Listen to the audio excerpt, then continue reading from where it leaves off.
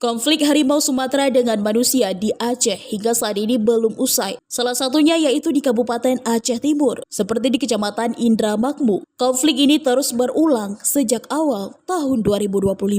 Sudah 7 ekor ternak warga dimangsa oleh satwa lindung tersebut. Hal ini menjadi perhatian serius Muspika setempat. Koordinasi dengan pihak kepolisian dan pemangku kebijakan yakni Balai Konservasi Sumber Daya Alam Aceh selalu dilakukan. Terakhir dilaporkan warga pada Senin kemarin, sebanyak 2 ekor sapi kembali dimangsa harimau di Desa Julok Raya Utara dan 2 ekor sapi di Desa Julok Raya Selatan, Kecamatan Indramayu. BKSDA kembali memasang perangkap dan membakar kemenyan guna mengelabui harimau tersebut ke dalam perangkap yang sudah diisikan 1 ekor kambing sebagai umpan.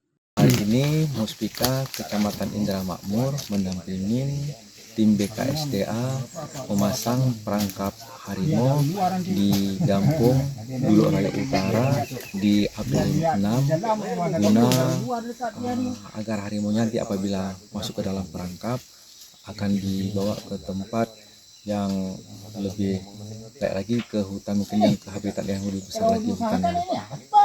Karena masyarakat selama ini was-was ketika pergi ke kebun karena berapa ekor lembu warga yang dimakan dengan harimau.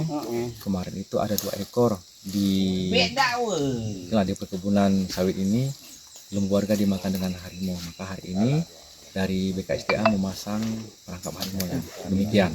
Hingga saat ini belum ada solusi yang konkret yang dilakukan oleh pemangku kebijakan. Dabuh perang sang raja hutan dengan manusia masih terus terjadi. Sampai kapankah konflik ini akan terjadi? Sementara itu, pihak BKSDA belum mau berkomentar saat dimintai wawancara media ini. Dari Aceh Timur, Romi Syaputra melaporkan untuk Puja TV.